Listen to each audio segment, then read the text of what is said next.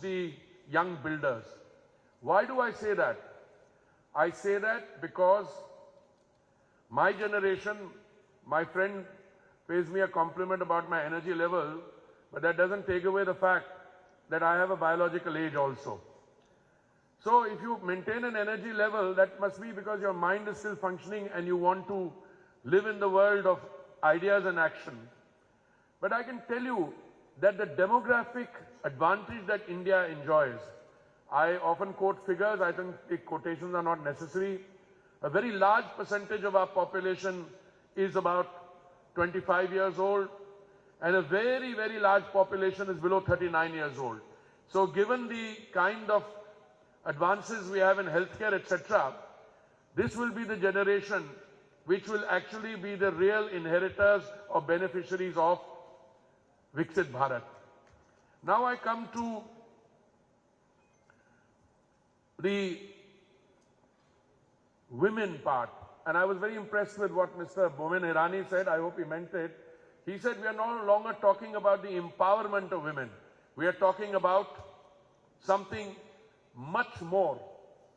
And I remember one of my colleagues who's a feminist said, women don't need to be empowered by men. I think that's correct. Women are empowered. But we are moving from a stage of women-centered development to women-led development. If you look at all the schemes of the Honorable Prime Minister, right from the building of toilets, what do you do when you build a toilet? I think you start by giving dignity to the girl child. What do you do when you have 4 crores homes sanctioned under Pradhan Mantri Awas Yojana? There is also a stipulation that the title of the house must be in the name of the lady of the house or co-jointly by the lady. Which means, when I did the last count, 71% of those homes which have already been handed over to beneficiaries were in the name of the lady of the house. One of my friends on the dais, when they were speaking, was saying what a transformational effect your own home has. It doesn't matter whether you are in a 2-room tenement or you are in a 5,000 square feet or something. When you own something, it gives you a sense of security, and for the economically weaker section, along with a shauchalaya, you have a kitchen, you get the benefit of an Ujjwala. By the way, we've handed out 10 crore 28 lakh Ujjwala connection to the economically weaker section of our society. When the Honorable Prime Minister went for the consecration of Lord Ram to Ayodhya, he visited, just as day before that, he visited the home of one of those beneficiaries, I think Meera Manji, and her family had been the beneficiary of many of these schemes. When we talk of sustainable future, you're absolutely right when you said the building industry is, the construction industry is one of the more toxicity producing industries. I happen to be associated with 2 ministries. Both of them are not only contributors to pollution, but both of them are also leading the challenge, and they are ensuring that we make that transition to green sustainable existence. Yeah, I hope you remember that not too long back, the Honorable Prime Minister announced that an entire year was going to be devoted to inviting all the companies in the world which use green technologies for them to come and display their technologies here. Based on that 1-year-long green housing technology challenge, we produced a short list of 53 technologies, and drawing from those 53 technologies, we are building, and we have built 6 lighthouse projects where 1,000 units per project have been built using the latest green technologies in 1 year. And when the Prime Minister was reviewing one of these projects, I remember we took a presentation. He said, this is not what I want to see. I want to see a presentation which uses satellite imagery and drones to see what is actually going on the project site. That is the difference. Earlier you sanctioned projects, money was sanctioned, projects may or may not have taken off. Today you are able to measure exactly how many people are on the ground there.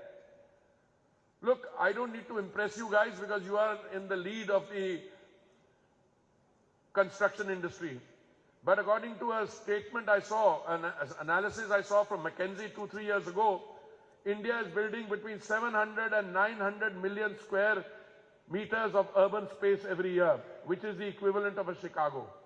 And if you take on what my friend Mr. Irani says, you're going to plant so many trees, you're going to do so much training, you're going to contribute to the sustainability transition. I believe you, and I can only say to you, I'm on your side. If you want any help from the government, we are going to stand by you. I've been a minister now for nearly 7 years, so I'm very careful that I don't tread on other people's stuff.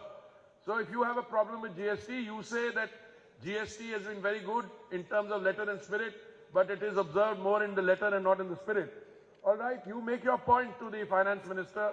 I will join you. I will support you in that. Today, I'm in the happy situation of telling you that when the Honorable Prime Minister assumed responsibility in Delhi in 2014, at that point of time, in the previous 10 years, the accumulated spend on the urban space was only 1.78 lakh crores. During the 10 years of the current Prime Minister's thing, we have increased that more than 11 times. So 1,78,000 crores in 2004 to 14 and 2014 to now is 11 times that much. Last figure I had was about 18-19 lakh crores. As I said, it's rising by the day. Why is the real estate sector important? It is the second largest employer in the country. It has market linkages across 250 sectors, and it is estimated that the sector will contribute 15% to the GDP and reach a market size of $1 trillion by 2030. About 3 houses are built per 1,000 people per year compared to the required construction rate of 5 houses per 1,000 population. An additional 25 million units of affordable housing will be required by 2030 to meet the growing urban needs of the country.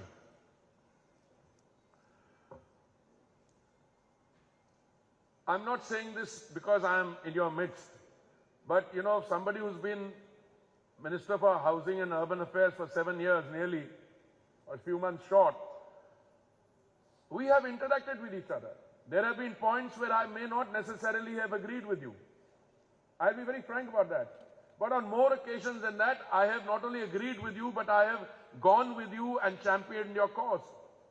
I totally agree that RERA was a transformational development. It is unbelievable that one of the largest sectors in the economy, and we didn't have a regulator for nearly 70 years. But the real story is, it's not that you did not have a regulator. Even this, if it had not been for the determination of the Honorable Prime Minister, this one would also not have taken off. Because there were enough people wanting to sabotage RERA. I remember when I became Housing and Urban Affairs Minister, there was a challenge mounted. Some guys would come and tell us, no, this is not too enough, we need a better RERA. In other words, you don't want a RERA. There were others who said, no, isme badi kharabi hai. So a large number of challenges were mounted. What did those challenges do? Fortunately, the Apex Court gave all those things to the Mumbai High Court to deal with. Somebody told me, kya hoga agar RERA gets struck down? I said, I have enough faith in the judiciary. No serious, sane-minded person will ever strike this down.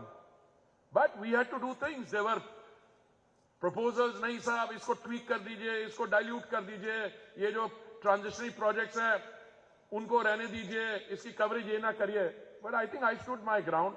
All of you stood your ground, and RERA is here to stay. And let me use this message to all of you also. I think you're doing well today. Your profit books are showing results. You can continue to count on the support of the government, but not in reversing the whole development.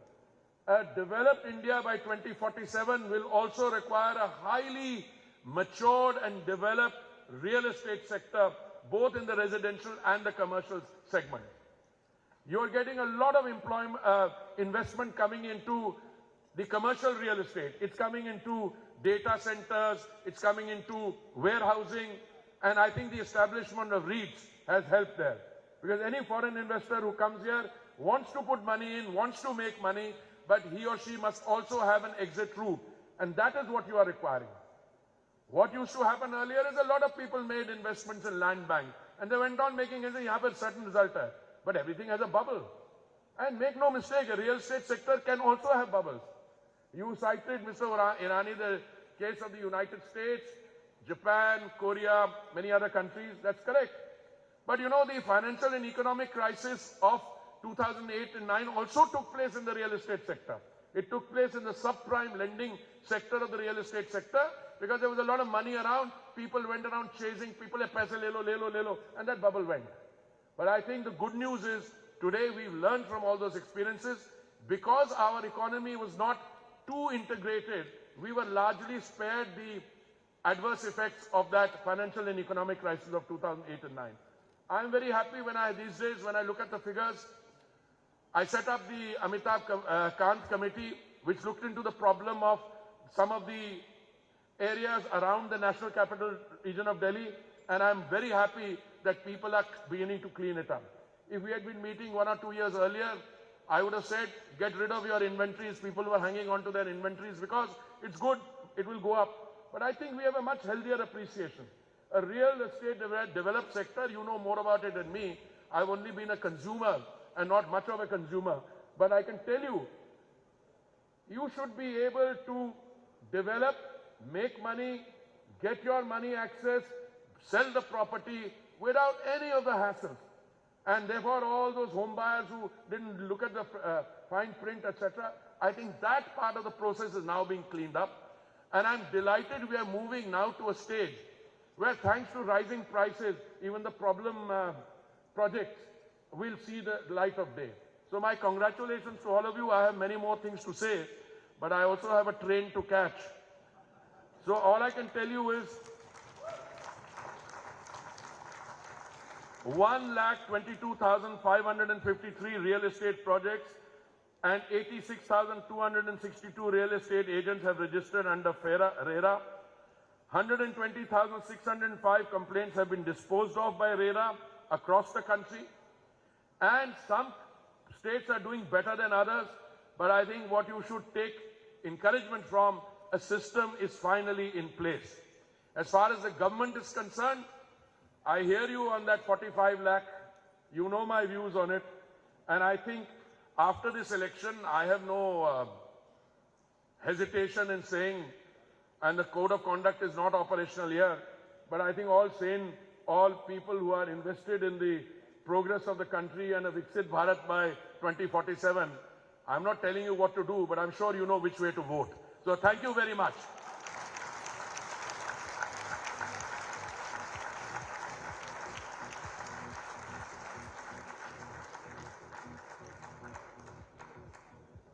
Fabulous. Thank you so much. This is the train all of us need to board. Now I would like to invite Mr. Nilesh Vora, Secretary, CREDIA Youth Wing, to deliver the vote of thanks. Thank you. I'm gonna make this quick, but I wanna say a story too, because sir is here. You know, when I first joined the business, we made a 100-page brochure. Mic up. Okay. This is better. So we made a 100-page